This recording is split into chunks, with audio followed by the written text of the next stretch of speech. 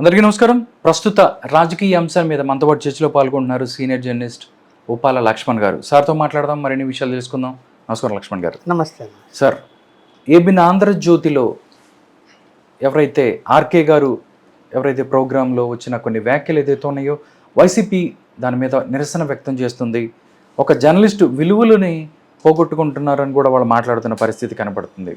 ఎలా విశ్లేషిస్తారు సార్ ఆ యొక్క వీకెండ్ కామెంట్పై ఆర్కేలో ఆయన వాడిన పదజాలాన్ని ఎలా చూస్తారు? ఇప్పుడు రాధాకృష్ణ గారు ఎప్పటి నుంచో వీకెండ్ బై ఆర్కే అనేటువంటిది ఛానల్లో వస్తుంది, మళ్ళీ నెక్స్ట్ డే పేపర్లో ఆ విషయం అంతా కూడా వస్తుంది. అనేక అంశాల మీద అతను కొంచెం కఠినంగానే విమర్శలు చేస్తూ ఉంటాడు. అది ఈవెన్ చంద్రబాబు నాయుడు గారిని కూడా విమర్శలు చేసిన రోజులు ఉన్నాయి. అయితే ఏంటంటే ఇప్పుడు ఇష్యూలో తను జగన్మోహన్ రెడ్డి ఒక నియంత, ఆ జగన్మోహన్ రెడ్డి ఏం చెబితే అది కార్యకర్తలు కానీ నాయకులు కానీ ఆయన కింద ఉండే వాళ్ళందరూ వింటారు, ఎదురు చెప్పే ధైర్యం ఎవరికి లేదు అనేది ఆయన చెప్పాలనుకున్నాడు. చెప్పాలనుకున్నప్పుడు ఆయన ఉదాహరణ ఏదైతే ఇచ్చాడో అది ఒక జర్నలిస్టుగా, నేను కూడా ఒక జర్నలిస్టుగా దాన్ని అయితే నేను అంగీకరించాను. ఏమంటాడు ఆయన, జగన్మోహన్ రెడ్డి గారు మీ భార్యను చూపించి ఆమె మీ చెల్లి అని చెప్తే సంబంధాలు కూడా ఆ చెల్లెలకి పెళ్ళిళ్ళు కూడా చేస్తారు వీళ్ళు, అంటే అంత మూర్ఖంగా ఉన్నారు అని మాట వాడాడు. గొర్రెలు మీరు గొర్రెలు అని చెప్పి అంతే వాడాడు. వాడినప్పుడు ఎవరైనా చూడండి, అక్కడ దారిలో కుక్కపోతుంటే ఇది నక్క అని చెప్పితే సామెత నేను విన్నా, లేదంటే పందిని చూపించి నంది అంటే కూడా సామెతలు మనం విన్నాం పూర్వం నుంచి. అంటే ఆడ పంది చూపించి నంది అంటే కూడా నమ్ముతారు ఇల్లు. అంటే ఒక వ్యక్తి మీద అంత విశ్వాసం ఉంటుంది అతను చెప్పేది అతని మీద అనేటువంటి విషయాన్ని చెప్పడానికి ఉదాహరణగా చెప్తారు. జగన్మోహన్ రెడ్డి గారి మీద వాళ్ళకి భక్తి ఉండొచ్చు, భయం ఉండొచ్చు, రెండు ఉండొచ్చు. ఉన్నంత మాత్రాన భార్యను చెల్లి అని చెప్తాడా? చెబితే గంగా వీళ్ళు దాన్ని అంగీకరిస్తారా, ఒప్పుకుంటారా? అంటే ఎందుకు మహిళలు లాగడం ఎందుకు ఇలాంటి ఇష్యూల్లో? అవసరం లేదు కదా. సరే, ఇంకా ఎవరికి వాళ్ళు ఇవాళ వైఎస్ఆర్సీపీ వాళ్ళు ఇష్టం వచ్చినట్టు వాళ్ళు మాట్లాడుతున్నారు, తెలుగుదేశం వాళ్ళు ఇష్టం వచ్చినట్టు వీళ్ళు మాట్లాడుతున్నారు. సో దాన్ని మనము రాజకీయ పరంగా వాళ్ళు ఒక పద్ధతులు మర్చిపోయి మహిళల్ని కించపరిచే విధంగా కుటుంబ సభ్యుల్ని తీసుకొచ్చి అందరూ మాట్లాడుతున్నారు. ఇందులో మనం రాజకీయ పార్టీలు ఎవరిని మినహాయించాలి? అందరూ అలాగే తయారు. కాబట్టి ఒక బాధ్యత గల జర్నలిస్టుగా తను మహిళలను తీసుకురావటం అనేది అది కరెక్ట్ కాదు. మరి రాత్రి ఛానల్ అయితే చెప్పించారు, పొద్దున పత్రికలు చూసి ఆ అంశాన్ని తీసేశారు. ఓకే, అంటే తను మళ్ళీ రిలీజ్ చేయడమేమో అని అనుకుంటున్నాను నేను. సరే, ఏది ఏమైనా కూడా రాజకీయాలు ఇవాళ ఎట్లా ఉంటాయంటే, ఏదైనా ఒక అవకాశం దొరికితే ఎవరిచ్చిన అవకాశాన్ని దాన్ని చిలువలు పొలవలు చేసి ఇష్యూ చేయడం మొదలు పెడుతున్నారు అందరూ కూడా, అన్ని రాజకీయ పార్టీలు. ఇందులో మినహాయింపు ఎవరికి లేదు. మామూలుగా ఏం జరగాల రాజకీయాల్లో? అధికార పార్టీ ఎన్డీఏ కూటమి, కేంద్రంలో బీజేపీ అధికారంలో ఉంది, సైనంత సపోర్ట్ చేస్తున్నది ఆంధ్రప్రదేశ్కు, అమరావతి రాజధానికి, పోలవరానికి, ఏదైనా సరే. మీరు బలపడాలి, కూటమి ఇంకా వచ్చే ఎన్నికల నాటికి ఇంకా బలపడాలి. అంటే అభివృద్ధి చూపించి, సంక్షేమం చూపించి రాష్ట్రాన్ని ముందుకు తీసుకెళ్తూ నెక్స్ట్ మళ్ళీ తమే గెలవాలి అనేటువంటిది లక్ష్యంగా పెట్టుకొని పనిచేస్తారు. ఆ పనిచేసే విధానంలో ఎలా ఉండాలి? ప్రతిపక్ష పార్టీ ఏదైతే ఉందో దాన్ని బలహీనపరచాలని చూస్తారు ఎవరైనా, అంతేనా? అంతే కదా, అది కూడా రాజకీయమే కదా. రాజకీయమే. ఒక పక్క ప్రభుత్వాన్ని నడుపుతూనే ఇంకో పక్కన రాజకీయంతో ప్రతిపక్షాన్ని బలహీనపరచాలని చూస్తారు. జగన్మోహన్ రెడ్డి పరిపాలన చేసేటప్పుడు ప్రతిపక్షంలో ఉన్నటువంటి మీరు తెలుగుదేశము దాన్ని బలహీనపరచాలనే ప్రయత్నం చేశారా లేదా? అధికార పార్టీనే. అవును. అలాగే మీరు ఇంకా జగన్మోహన్ రెడ్డి ఫ్యూచర్లో ఎప్పుడు రాకూడదు, 30 ఏళ్ళైనా సరే ఎన్డీఏ కూటమే ఉంటుందని చెప్తున్నటువంటి మీరు జగన్మోహన్ రెడ్డి గారు బలహీనపడే విధంగా ఏదైనా చేయాలన్నా, బలపడే విధంగా చేయాలన్నా? ఇక్కడ అవకాశాలు ఇస్తే బలపడతాడు. ఇవాళ చూడండి మొత్తం రాష్ట్ర వ్యాప్తంగా అన్ని ఆంధ్రజ్యోతి కార్యాలయాల దగ్గర పోయి ధర్నాలు చేశారు. అంటే ఒకటి గమనించాల్సింది, నేను ఇక్కడ గమనించింది ఏంటంటే పార్టీ బలహీనపడితే కార్యకర్తలు ఇలాంటి కార్యక్రమాల్లో పాల్గొనరు, రారు, పర్సెంటేజ్ తగ్గిపోతుంది. కానీ ఇవాళ నేను చూస్తుంటే విపరీతంగా వచ్చారు. అంటే ఏమి, వాళ్ళకి భవిష్యత్తులో జగన్మోహన్ రెడ్డి గారు ఇంకా రారు అనేటువంటి ప్రచారాన్ని నమ్మడం లేదు. మళ్ళీ వస్తాడు మా నాయకుడు అనే నమ్మకం కలిగింటేనే కదా ఆమెను జనం వచ్చారు బయటికి. కేసులు పెడతారని తెలుసు, పెట్టారు కూడా కొన్ని కేసులు ఇవాళ, పెట్టి తెలిసినా కూడా వాళ్ళందరూ వచ్చారు బయటికి. అంటే ఏమి, పార్టీ ఇంకా బలహీన పడలేదు, అది తెలుసుకోవాలి ఎన్డీఏ. ఓకే, ఇది ఒక మచ్చు తునక అనుకోవచ్చు. జస్ట్ ఇలాంటి అవకాశాలు ఇంకా మీరు ఎన్నిస్తే వాళ్ళని తీసుకునేసి దాన్ని చెలవలు పొలవలు చేసి జనంలోకి వెళ్ళిపోయి వాళ్ళు ఇంకా బలపడతారు. తప్పు చేసిన జగన్మోహన్ రెడ్డి ఎక్కడా, చంద్రబాబు నాయుడు గారిని అరెస్ట్ చేయటం వల్లనే పార్టీ బలహీనపడింది. అదే కారణం. అలాంటి తప్పులు చిన్న చిన్న తప్పులు మీరు చేస్తారా, చేయండి. అతను ఎవరు అతనికి సలహా చెప్పారో తెలీదు. ఆ అరెస్ట్ ఏదో అధికారంలోకి వచ్చిన మొదటి సంవత్సరమే చేసింటే ఒక 6 నెలలు సంవత్సరం ఆయుష్ సమసిపోయేది. ఎన్నికలు సంవత్సరం ఉండంగా చేశాడు. ఎన్నికల ఇయర్లో అలాంటి సాహసాలు చేయకూడదు. ఏమైపోయింది, దానివల్ల యూనిటీ పెరిగింది ఆ కమ్యూనిటీలో. ఎన్ని కోట్లు, 500 కోట్లు కావాలా, 1000 కోట్లు కావాలా అని నువ్వు అధికారంలోకి రండి అని చెప్పి డబ్బులు ఇచ్చిన వాళ్ళు ఉన్నారు.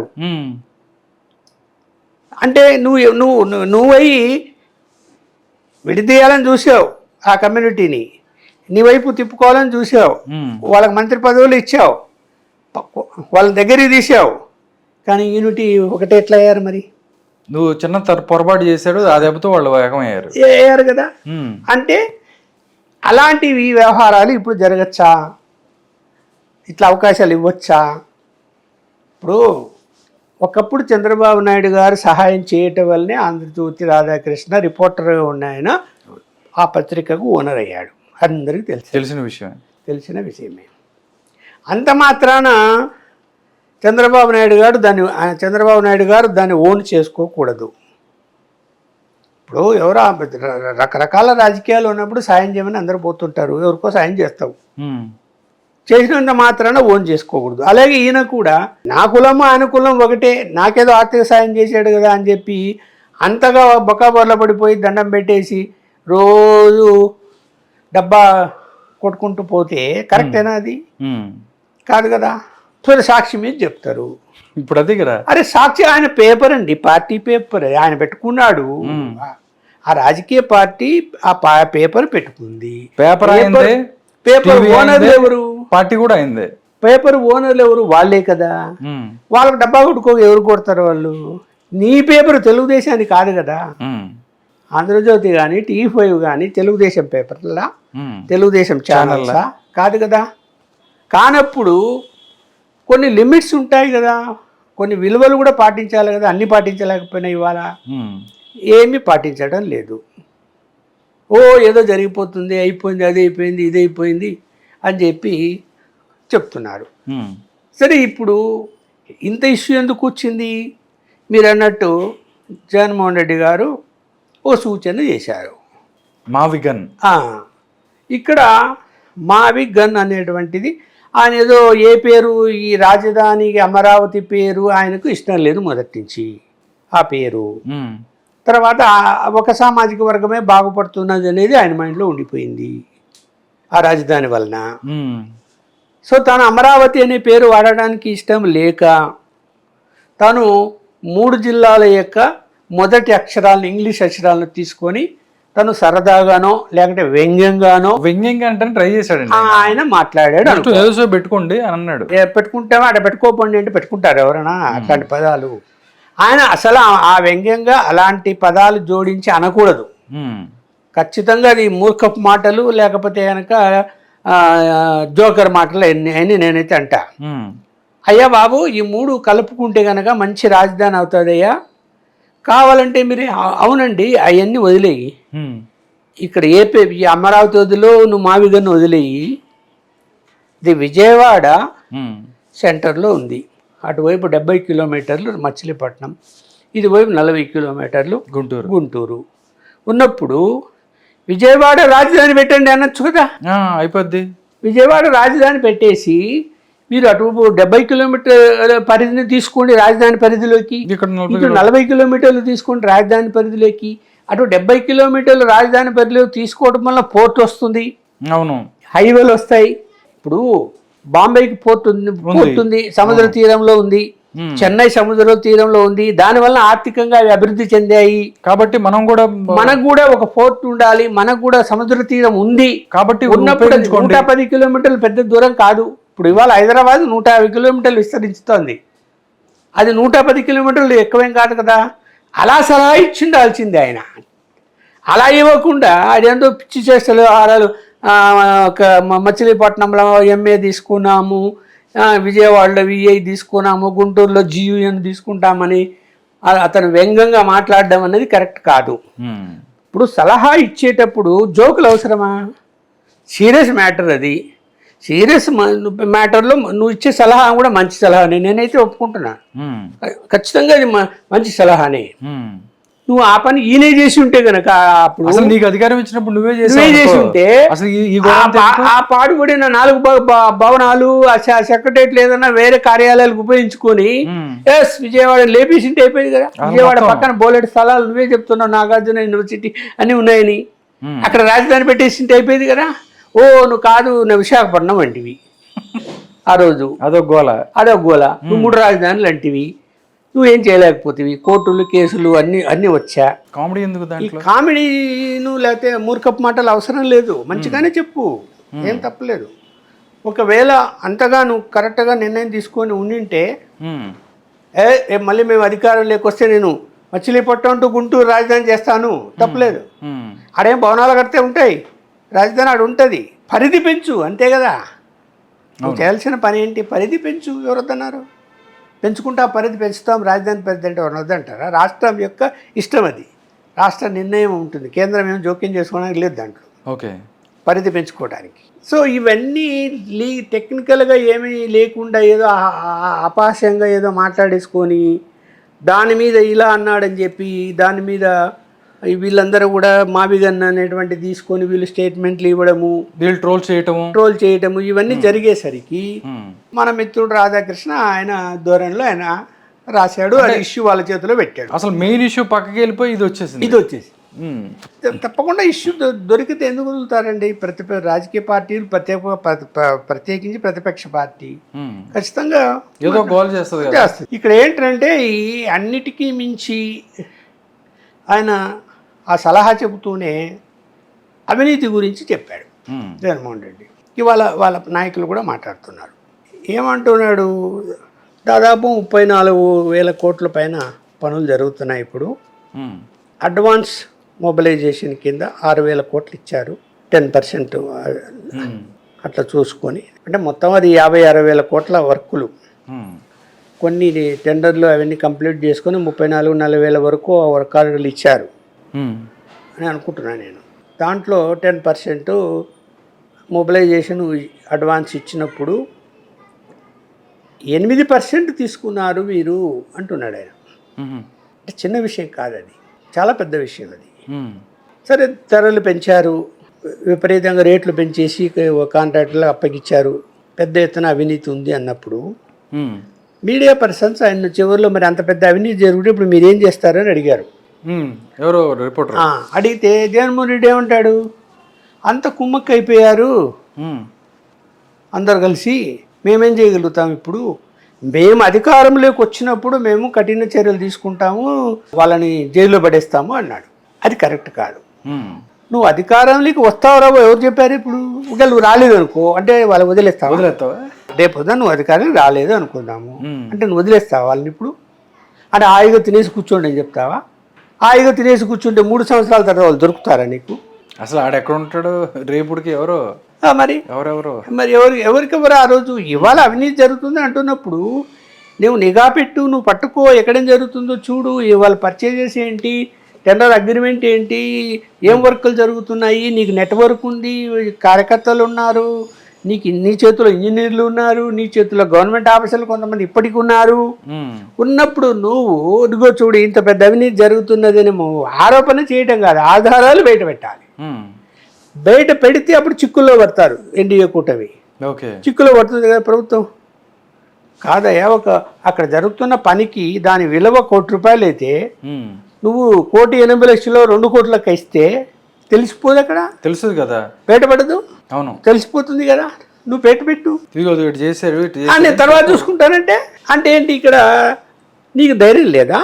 నువ్వు వాటిని బయటికి తీసి చెప్పలేవా? మరి ఇప్పుడు 8% అని నీకు ఎవరు చెప్పిండు? మరి ఎలా నువ్వు నిరూపిస్తావు 8% తీసుకున్నారని చెప్తున్నావు కదా? మరి 8% తీసుకున్నారంటే మరి ఏం చెప్పాలా మనం? చెప్పండి, 6,000 కోట్లలో 8% తీసుకున్నారంటే ఏం చెప్పాలా మనం? అవును.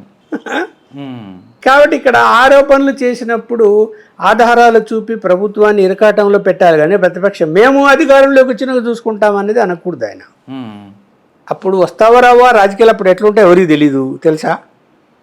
మరి తెలుగుదేశం పార్టీకి సంబంధించి చూస్తే ఎవరైతే రాధాకృష్ణ గారు రాసిన మాటలు అవన్నీ అయితే ఎత్తుతున్నాయో కొంచెం ఇబ్బందికర పరిస్థితుల్లోకి నెట్టాయి అని చెప్పి అనుకోవచ్చు సార్. ఎందుకంటే ప్రతిసారి కూడా అంతకన్నా ముందుకెళ్ళి వీళ్ళు కూడా చెప్తున్న మాటలు ఏంటంటే, గురుగారు మీరు అధికారంలో ఉన్నప్పుడు మీరు ఎన్ని తిట్టారు, పవన్ కళ్యాణ్ కూతుర్ని తిట్టారు, వాళ్ళని తిట్టారు, లోకేష్ గారి మదర్ని వీళ్ళందరిని కూడా తిట్టారు, భార్యని తిట్టారు. నువ్వు ఆంధ్రజ్యోతి నాయకుడు, ఆంధ్రజ్యోతి అధిపతి, మీరు తెలుగుదేశం పార్టీ కాదు, అవునా? పోనీ నువ్వు తెలుగుదేశం పార్టీ కార్యకర్తగా అంటే నేను ఒప్పుకుంటా. కాబట్టి మీరు తెలుగుదేశం పార్టీ కార్యకర్త కాదు, మీరు ఒక పత్రిక అధిపతి. ఒక పత్రికా అధిపతి ఆ విధంగా మహిళలను జోడించి ఉదాహరణ చెప్పవచ్చా? చెప్పకూడదని నేనైతే అంటున్నా. వాళ్ళు తెలుగుదేశం వాళ్ళు వైఎస్ఆర్సీపీ వాళ్ళు ఇష్టం వచ్చినట్టు తిట్టుకుంటున్నారు, ఎవ్వరు దాన్ని అంగీకరించారు. సాక్షి వాళ్ళు బ్రోకరేజం అంటే వీళ్ళు బ్రోతలిజం అంటున్నారు. మరి దారుణం కదా. ఇప్పుడు ఇక్కడ రాజకీయ పార్టీలు ఇవాళ బరి తెగించి ఇష్టం వచ్చినట్టు ఎప్పుడు ఇట్లాంటి మాటలు మనం విని ఉండం. పూర్వకాలం 45 ఏళ్ళ నుంచి నేను పని చేస్తున్నా, అప్పట్లో ఎవరు ఇట్లా తిట్టుకునే సందర్భాలు మా కంటికి లేవు. ఇవాళ అలా మారిపోయింది. ఈ సోషల్ మీడియా, యూట్యూబ్లు ఇవన్నీ వచ్చిన తర్వాత ఇష్టం వచ్చినట్టు మాట్లాడుకుంటున్నారు. కుటుంబ సభ్యులను కూడా రోడ్డుకి ఇడుస్తున్నారు. ఇక్కడ రాజకీయ పార్టీల వరకు మనం ఏమి చేయలేము. పత్రిక పెట్టినప్పుడు పత్రిక యొక్క విలువలు పాటించాలి కదా. ఛానల్ పెట్టినప్పుడు ఛానల్ యొక్క విలువలు పాటించాలి కదా, కొంత పర్సెంటేజ్ అని పాటించాలి కదా. ఇప్పుడు ఆయనేమో రాజకీయ పార్టీ నడుపుతూ ఛానల్ పేపర్ పెట్టాడు, ఇష్టం వచ్చినట్టు వాళ్ళు రాస్తారు, ఇష్టం వచ్చినట్టు వాళ్ళు చెప్తారు. ఎవరైనా ప్రజలు ఇవాళ చీకొడుతున్నారు కదా, ఆయన దాన్ని అంగీకరిస్తున్నారా? అందుకనే కదా 11 సీట్లు ఇచ్చారు వాళ్ళకు. మరి అదే పని మీరు ఎందుకు చేస్తారు? మీరు చేయకూడదు కదా, మీరు కూడా అదే పని చేస్తున్నారు కదా.